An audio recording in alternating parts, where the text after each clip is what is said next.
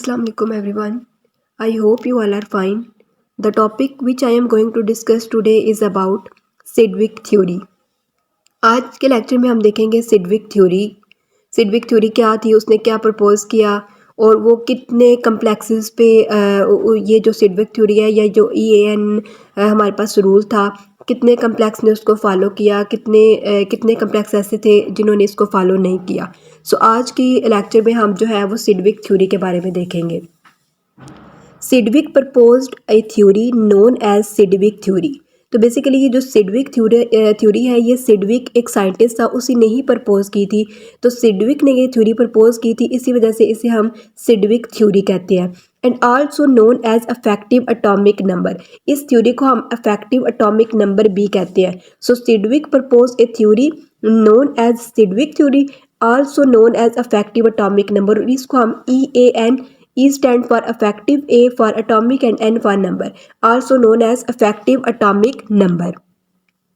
सबसे पहले हम देखते हैं इसकी definition. effective atomic number of a metal in a complex is the number of electron present in the metal ion plus the number of electron donated to it by ligand। Basically अगर हम इसकी definition देखें ना, तो affective atomic number हमारे पास क्या होता है। अफेक्टिव एटॉमिक नंबर, अब आपको पता है कि मैंने आपको बताया हुआ कि एक हमारे पास कम्प्लेक्स होता है, ठीक है। अब कम्प्लेक्स किन दो चीज़ों से मिलकर बनता है, मेटल होते हैं और उसके साथ लिगेंड्स होते हैं। जैसे कि आपको मैंने बताया था कि मेटल होता है, उसको लिगेंड्स ने सराउंड किया होता है, ठीक है। तो वो मेटल और लिगेंड के दरमियान जो है वो कोऑर्डिनेट कोवेलेंट बॉन्ड बनता है, ठीक है। तो इसमें अब क्या है कि जो affective atomic number of metal, अब किसी भी कम्प्लेक्स में हमारे पास कोई भी कम्प्लेक्स है, उसमें सेंट्रल मेटल एटम या आयन तो हो गई। So effective atomic number of a metal in a complex. अब जो कम्प्लेक्स के अंदर मेटल है ना, बेसिकली यहाँ पर उसकी बात हो रही है कि effective atomic number of a metal, कि मेटल किस में होती है, वो कम्प्लेक्स में। Of a metal in a complex is the number of electron, कि कितने नंबर ऑफ इलेक्ट्रॉन प्रेजेंट है मेटल आयन के ऊपर, एक तो ये चीज़, plus number of electron donated to it by the ligand. जैसे कि हमारे पास एक कम्प्लेक्स है, ठीक है, उसमें निकल, हमारे पास एक सेंट्रल मेटल एटम होता है, ठीक है, सेंट्रल मेटल होती है ना निकल। अगर मैं फॉर एग्जांपल आपको समझाने के ये बता रही हूँ, लाइक सियानो ग्रुप है which act as a ligand, जो लिगेंड के तौर पर एक्ट कर रहा है। अब लिगेंड क्या करेगा ना, कि वो अपने इलेक्ट्रॉन सेंट्रल मेटल एटम को देगा। सो बेसिकली जो अफेक्टिव एटॉमिक नंबर है ना, ये दो चीज़ों का सम है, ठीक है। एक के जो कम्प्लेक्स के अंदर मेटल है, उसके ऊपर जो है वो नंबर ऑफ इलेक्ट्रॉन कितने हैं, नंबर ऑफ इलेक्ट्रॉन कितने प्रेजेंट हैं मेटल आयन के ऊपर, प्लस इसके अलावा जो कितने लिगेंड, जो हमारे पास लिगेंड उस मेटल के साथ अटैच है, वो उससे कितने इलेक्ट्रॉन डोनेट कर रहे हैं, ठीक है। Number of electron donated to it by ligands plus number of electron present in metal ion. I hope कि आपको ये डेफिनेशन समझ आ गई होगी। बेसिकली हम अफेक्टिव एटॉमिक नंबर दो चीज़ों के सम को कहते हैं, कि नंबर ऑफ इलेक्ट्रॉन जो कि प्रेजेंट है मेटल एटम के ऊपर, एक कम्प्लेक्स में जो हमारे पास मेटल एटम होती है ना, उसमें कितने हमारे पास उस मेटल के ऊपर कितने नंबर ऑफ इलेक्ट्रॉन प्रेजेंट है, plus number of electron donated to it by the ligand, और उस मेटल को कितने नंबर ऑफ इलेक्ट्रॉन जो है वो लिगेंड ने डोनेट किए हैं। तो इस चीज़ को हम कहते हैं effective atomic number. So effective atomic number of a metal in a complex is the number of electrons present in the metal ion plus the number of electrons donated to it by ligands. I hope कि आपको इसकी definition समझ आ गई होगी। Next अगर आप इसमें point देखें, तो if we find EAN stand for effective atomic number। If we find EAN of any metal, देखिए अब हमने EAN फाइंड किया, मैंने आपको ऊपर बताया कि EAN होता क्या है। तो अब हमने क्या किया कि if we find EAN of any metal present inside the complex. अब आपको ये भी पता है कि कम्प्लेक्स जो होता है उसमें मेटल भी होता है, ठीक है। कम्प्लेक्स में क्या होता है कि मेटल और लिगेंड्स होते हैं, लिगेंड्स मेटल को इलेक्ट्रॉन पे डोनेट कर रहे होते हैं, और मेटल उनके साथ, और लिगेंड्स और मेटल के दरमियान कोऑर्डिनेट कोवेलेंट बॉन्ड बनता है। लेकिन इसमें अब वो ये बात कर रहा है कि if we find EAN of any metal present inside the complex. अगर हम क्या करते हैं कि हम EAN फाइंड करते हैं किसी भी मेटल का, कम्प्लेक्स हम लेते हैं कोई भी, अब उसके अंदर जो सेंट्रल मेटल एटम है ना, उसका हम EAN फाइंड करेंगे, ठीक है। If that effective atomic number is equal to the atomic number of nearest noble gas element, then that particular complex ion would be the most stable in nature. ये वैसे मैंने बहुत सिंपल सिंपल वर्डिंग में इसको लिखा हुआ था कि आप इजी से इसको अंडरस्टैंड कर सको। इस पॉइंट में वो ये बात कर रहा है कि जो हमारे पास इफेक्टिव एटॉमिक नंबर होता है ना किसी भी मेटल एटम का जो कि इनसाइड कम्प्लेक्स प्रेजेंट है, ठीक है। अब वो ये कहता है कि अगर इफेक्टिव एटॉमिक नंबर इक्वल है atomic number of nearest noble gas element, कि अगर हमने इफेक्टिव एटॉमिक नंबर फाइंड किया और वो जो एटॉमिक नंबर हमारे पास आया है वो किसी भी नियरेस्ट नोबल गैस का है, तो एज यू नो कि जो नोबल गैसेस होती हैं वो क्या होती हैं, वो स्टेबल होती हैं ना, ठीक है। तो अगर उस इफेक्टिव एटॉमिक नंबर अगर हमने फाइंड किया और वो इक्वल आ गया atomic number of nearest noble gas के, ठीक है, तो देन दैट पर्टिकुलर कम्प्लेक्स, वो पर्टिकुलर कम्प्लेक्स जिसके सेंट्रल मेटल एटम का आपने EAN फाइंड किया है, अगर वो इक्वल आ गया नियरेस्ट नोबल गैस के एटॉमिक नंबर के इक्वल, तो फिर हमारे पास वो जो कम्प्लेक्स होगा basically that complex would be stable in nature, क्योंकि अगर उसने नियरेस्ट नोबल गैस का एटॉमिक नंबर अचीव कर लिया है तो नोबल गैस भी तो हमारे पास स्टेबल होती है ना, तो ये भी हमारे पास वो जो कम्प्लेक्स है वो स्टेबल हो जाएगा। सो यहाँ पे नीचे मैंने कुछ एग्जाम्पल्स लिखी हैं, ये वो एग्जाम्पल्स हैं कि कुछ कम्प्लेक्स इसको EAN रूल को फॉलो करते थे क्योंकि कुछ कम्प्लेक्स फॉलो नहीं करते थे, ठीक है। तो मैंने दोनों तरह की एग्जाम्पल लिखी हैं। अगर आप एग्जाम्पल नंबर 1 देखो, अच्छा स्टूडेंट अब आपको इसका क्वेश्चन कैसे आ सकता है, ठीक है। अब हम देखते हैं कि आपको इसका क्वेश्चन कैसे आ सकता है। अब देखें मैंने एग्जाम्पल में एक कम्प्लेक्स लिखा हुआ है, ठीक है। आपको कम्प्लेक्स देंगे और आपसे ये पूछा जाएगा कि आप ये बताएं कि क्या ये कम्प्लेक्स जो है ये स्टेबल है, तो आप उसकी स्टेबिलिटी चेक कैसे करोगे, मैं आपको ये बताती हूँ। और दूसरा ये कि क्या ये EAN रूल को फॉलो कर रहा है या नहीं कर रहा। सो जब भी आपके सामने एक कम्प्लेक्स आएगा ना, आपने सबसे पहले क्या करना है, ये 4 स्टेप हैं जो आपने सिडविक थ्योरी में अप्लाई करने हैं उसको सॉल्व करते हुए, ठीक है। सबसे जो पहला स्टेप है ना, इसमें आपने क्या करना है कि number of electron in Fe, अब आप देखें कि आपको कम्प्लेक्स नज़र आ रहा है। अब इतना आपको पता होना चाहिए कि इसमें जो हमारे पास सेंट्रल मेटल एटम है वो हमारे पास Fe, यानी कि वो हमारे पास आयरन है, ठीक है। तो इसमें central metal atom Fe iron ही है ना, और उसको सराउंड किया हुआ लिगेंड ने, जो 6 लिगेंड्स हैं इसके साथ सियानो, ठीक है। तो अब सबसे पहले जब भी आपके पास कम्प्लेक्स आएगा, आपने जो पहला स्टेप करना है, आपने क्या करना है कि number of electrons in Fe, आपने ये देखना है कि उस सेंट्रल मेटल एटम का एटॉमिक नंबर क्या है। सो पहले स्टेप में आपने सेंट्रल मेटल एटम का एटॉमिक नंबर लिख लिया, यानी कि number of electron in Fe। तो आप देख सकते हैं कि जो Fe के नंबर ऑफ इलेक्ट्रॉन होते हैं वो 26 है, ठीक है। जो सेकंड स्टेप आपने फॉलो करना है वो ये होगा कि number of electron Fe2 positive 2। अब मैंने ये क्या लिखा है, Fe पॉजिटिव 2। स्टूडेंट जब भी आपके सामने कम्प्लेक्स आएगा, आपने क्या करना है कि सेंट्रल मेटल एटम की ऑक्सीडेशन स्टेट फाइंड करनी है, ठीक है। अब इसको मैंने कैसे फाइंड की हुई है, आप देखें K4 है ना, तो मैंने इसके ऊपर पॉजिटिव 4 लिखा है, Fe पॉजिटिव 2 है और Cn-1 चार्ज कैरी करता है, तो ये Cn6 है तो -6 होगा, ठीक है। तो +4 और -6, तो ये कितना होता है हमारे पास +2। तो इसका मतलब है कि आयरन की जो हमारे पास ऑक्सीडेशन स्टेट है ये +2 है। तो ये जो मैंने लिखा है ना Fe पॉजिटिव 2, तो ये इसकी ऑक्सीडेशन स्टेट मैंने लिखी है, ठीक है।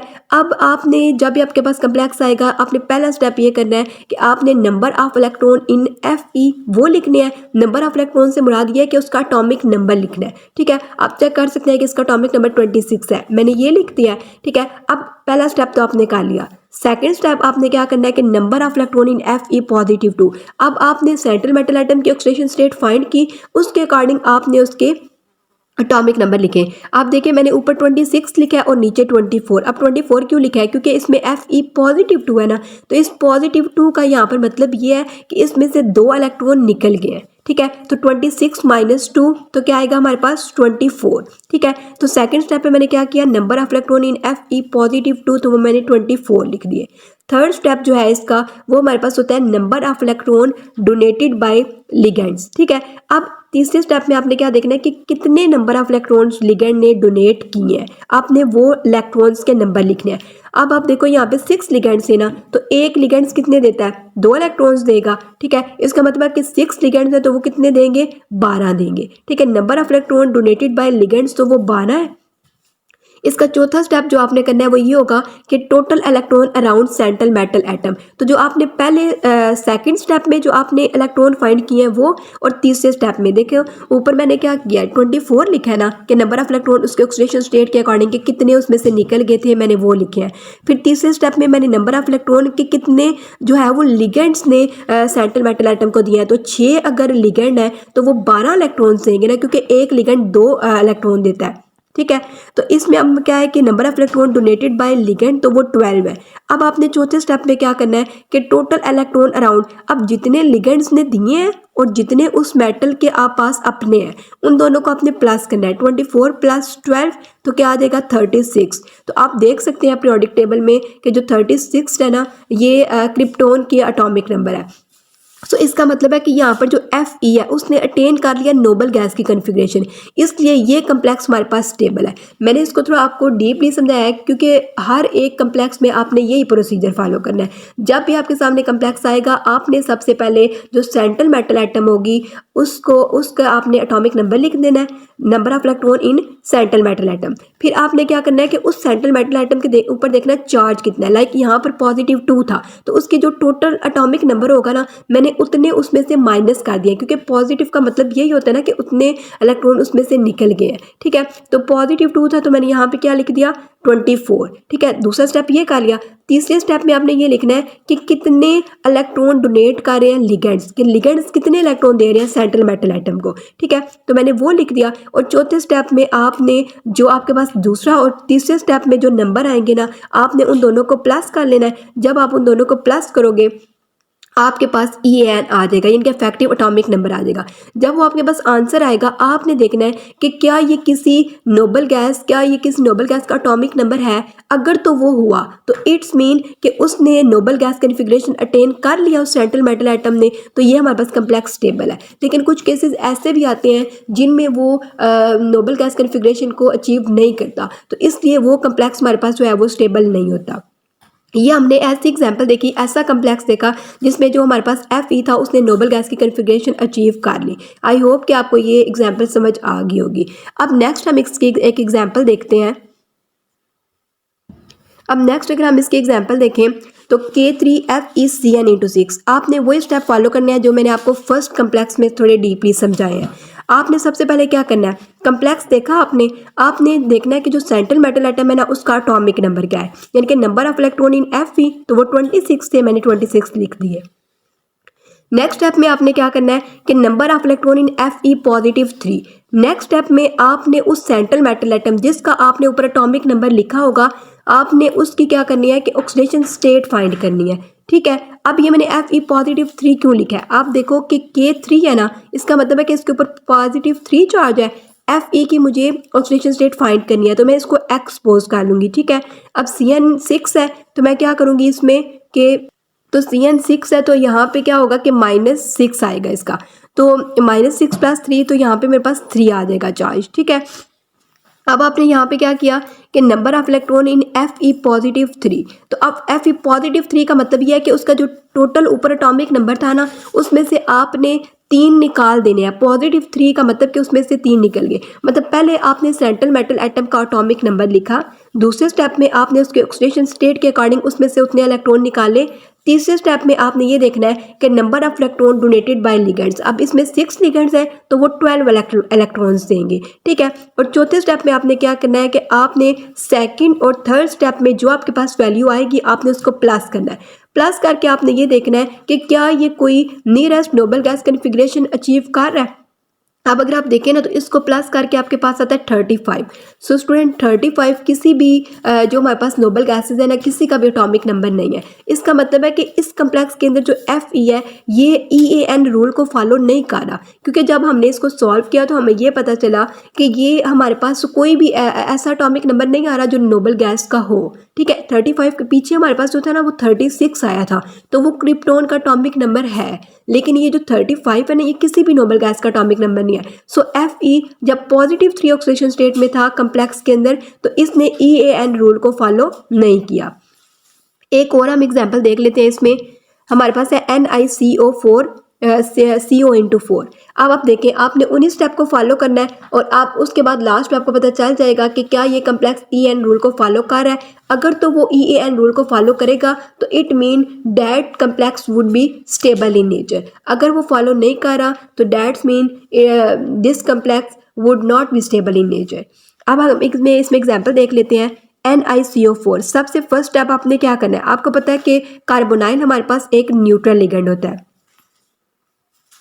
तो ये हमारे पास एक न्यूट्रल लिगेंड है। तो अब हम इसमें क्या करेंगे, वही स्टेप आपने फॉलो कर रहे हैं। आपने नंबर ऑफ इलेक्ट्रॉन इन निकल यानी कि निकल का एटॉमिक नंबर आपने देखना है विच इज़ 28। दूसरे स्टेप में मैंने आपको क्या बताया, आपने क्या करना है कि number of electron donated bye ligand. अब आप को ये सोचोगे कि अब मैंने यहाँ पे ऑक्सीडेशन स्टेट नहीं लिखी।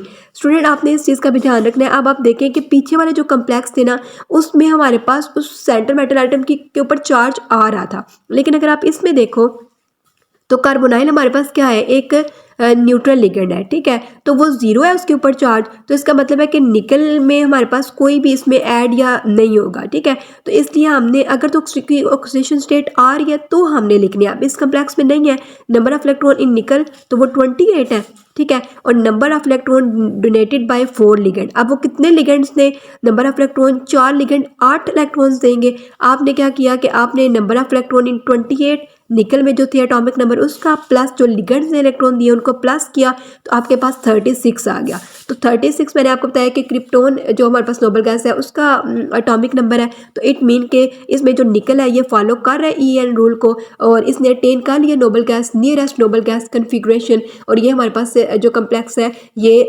स्टेबल है।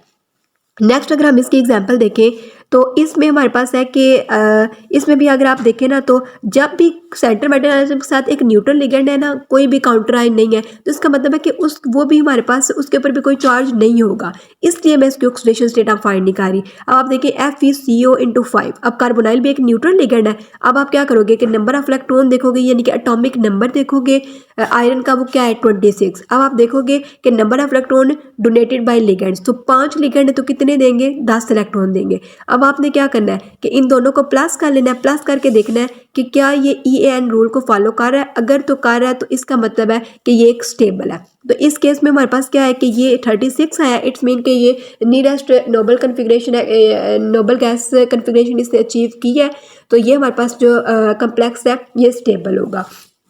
तो ये बेसिकली सिडविक थ्योरी का पूरा कॉन्सेप्ट था। ये कुछ कम्प्लेक्सेस पे अप्लाई होती है, कुछ कम्प्लेक्स को ये स्टेबल करती है। देखते हैं कि कुछ कम्प्लेक्स इसके अकॉर्डिंग स्टेबल हैं और कुछ कम्प्लेक्स जो होते हैं वो इसके अकॉर्डिंग स्टेबल नहीं होते। एक और एग्जाम्पल हम इसमें देख लेते हैं। जैसे कि आप देख रहे हो HgCOSn/4, ठीक है। अब इसमें आप क्या करोगे कि सबसे पहले आप ये देखोगे कि टोटल इलेक्ट्रॉन इन कोबाल्ट, मतलब सेंट्रल मेटल एटम इसमें कोबाल्ट है ना, तो टोटल इलेक्ट्रॉन मैंने देखिए इसमें कि वो 27 है, ठीक है। अब आपने क्या करना है कि अब यहाँ पे आप देखोगे कि इसके ऊपर क्या ऑक्सीडेशन स्टेट आ रही है। और एक और इम्पोर्टेंट बात, जो हमारे पास Hg है ना, वो अगर हमारे पास सिर्फ Hg के फॉर्म में होगा तो उसके ऊपर पॉजिटिव 2 जो होती है ना उसकी वैलेंसी होती है, लेकिन अगर Hg2 के फॉर्म में होगा तो उसके ऊपर पॉजिटिव 1 होगी। अब ये Hg हमारे पास अकेला है, मतलब ये मॉलिक्यूलर फॉर्म में नहीं है ना, Hg2 के फॉर्म में नहीं है, तो इसका मतलब है कि इसके ऊपर जो वैलेंसी है ना अब वो पॉजिटिव 2 है। सो पॉजिटिव 2 CO के आपने फाइंड करनी है, उसको x कर लो, और SCN जो है इसमें हमारे पास इसकी -1 होती है, तो ये 4 अटैच है तो -4। सो ये साइड पे मैंने इसको सॉल्व किया हुआ है, 2 + x - 4, तो x = 2। So total electron in cobalt, इसके अलावा इलेक्ट्रॉन इन CO +2। अब इसकी 2 आई थी ना ऑक्सीडेशन स्टेट, तो +2 का मतलब ये है कि इसमें से 2 इलेक्ट्रॉन आपने निकाल देने हैं। इसके अलावा आप तीसरे स्टेप में क्या देखोगे कि number of electron around central metal atom, तो वो हमारे पास कैसे काउंट करते हैं हम कि जो हमारे पास सेकंड और थर्ड स्टेप की जो वैल्यूज़ होती हैं हम उनको प्लस कर लेंगे, ठीक है, और हम देखेंगे 33। अब आप अगर पीरियोडिक टेबल देखो ना, तो 33 किसी भी नोबल गैस का एटॉमिक नंबर नहीं है, ठीक है। तो इसका मतलब है कि इस कम्प्लेक्स के अंदर जो हमारे पास मेटल है उसने अचीव नहीं की noble gas, nearest noble gas configuration को। सो ये हमारे पास जो कम्प्लेक्स है ये स्टेबल नहीं है according to EAN, so it is not following EAN, ठीक है। एक और एग्जाम्पल अगर हम इसमें देख लें, तो एक और एग्जाम्पल अगर हम इसमें देखें तो इसमें हमारे पास है K2COEN × 2 C2O4, ठीक है। तो इसी तरह सेम वही स्टेप आपने फॉलो करने हैं। नंबर ऑफ इलेक्ट्रॉन्स हम देखेंगे सेंट्रल मेटल एटम में कितने हैं 27, ठीक है। अब जैसे कि आपको पता है कि इसमें हमारे पास जो K2 है, ठीक है, वो हमारे पास उसके ऊपर +2 चार्ज होगा कोबाल्ट, इसके हमने फाइंड करनी है। तो मैंने एक्स ये मैंने साइड पे सॉल्व भी किया हुआ है राइट साइड पे एक्स प्लस अब जो EN है ना ये इथाइलिन डायमाइन, क्योंकि ये एक हमारे पास बाइडेंटेट लिगेंड है लेकिन ये एक हमारे पास न्यूट्रल है तो इसके ऊपर चार्ज 0 होता है और C2O4 ये ऑक्सीलेट है तो इसके ऊपर -2 है, ठीक है। तो +2 -2 ओवरऑल चार्ज 0 हो गया। इसका मतलब है कि इसकी कोई ऑक्सीडेशन स्टेट नहीं होगी, इधर ये 0 में होगा, ठीक है। सो आपने इसका टोटल एटॉमिक नंबर लिखा, नंबर ऑफ इलेक्ट्रॉन जो लिगेंड इसको डोनेट कर रहे हैं। अब आप देखो इसमें कि EN 2 है ना, तो एक EN 4 करता है तो 2 EN 8 करेंगे, ठीक है। और इस तरह ऑक्सीलेट भी हमारे पास एक बाइडेंटेट लिगेंड है तो ये भी 2 करेगा तो 2 और 2 4, तो टोटल 12 इलेक्ट्रॉन्स डोनेट करेंगे लिगेंड सेंट्रल मेटल एटम को। इसके अलावा अब आपने एट द एंड टोटल कैसे फाइंड करना है इसको कि नंबर ऑफ इलेक्ट्रॉन जो हमारे पास इसका टोटल एटॉमिक नंबर है और दूसरा इसका हमारे पास कि कितने इसने डोनेट किए हैं। सो इसमें फिर अब आप देखोगे तो 39 आएगा। सो ये भी कम्प्लेक्स जो है वो स्टेबल नहीं है क्योंकि ये फॉलो नहीं कर रहा EAN को। 39 किसी भी नोबल गैस का जो है वो कन्फिग्रेशन एटॉमिक नंबर नहीं है, ठीक है। तो स्टूडेंट सिडविक थ्योरी के अकॉर्डिंग उसने यही बताया था कि कोई भी आपके पास कम्प्लेक्स है, आप क्या करते हो कि सबसे पहला जो आप स्टेप फॉलो करते हो वो ये करते हो कि आप देखते हो कि उस कम्प्लेक्स में जो आपके पास सेंट्रल मेटल एटम है ना, आप क्या करोगे, आप उसका देखोगे कि एटॉमिक नंबर क्या है। उसके बाद आप देखोगे कि उसके ऊपर ऑक्सीडेशन स्टेट क्या है, उसके अकॉर्डिंग आप उसमें से इलेक्ट्रॉन को रिमूव करोगे। तीसरे स्टेप में आपने ये देखना होता है कि कितने इलेक्ट्रॉन लिगेंड्स डोनेट कर रहे हैं सेंट्रल मेटल एटम को, और चौथे स्टेप में आपने थर्ड और फोर्थ वाले स्टेप को प्लस करना होता है और फिर देखना होता है कि क्या जो नंबर आया है वो किसी नोबल गैस का एटॉमिक नंबर है। अगर तो वो होगा तो इट्स मीन के डेट कम्प्लेक्स जिसको आप फाइंड कर रहे हो वो स्टेबल होगा, वो फॉलो करेगा EN रूल को। अगर वो हमारे पास जो नंबर आ रहा है वो किसी भी नोबल गैस का एटॉमिक नंबर नहीं है तो इसका मतलब है कि वो कम्प्लेक्स हमारे पास स्टेबल नहीं है। तो सिडविक थ्योरी के बारे में बस इतना ही था स्टूडेंट, आज के लिए बस इतना ही। आई होप कि आपको समझ आ गई होगी। फिर भी अगर किसी का कोई क्वेश्चन है इसके अबाउट तो वो मुझसे कमेंट सेक्शन में पूछ ले। Thank you everyone for watching. I hope you like it. Thank you so much. Allah हाफिज़।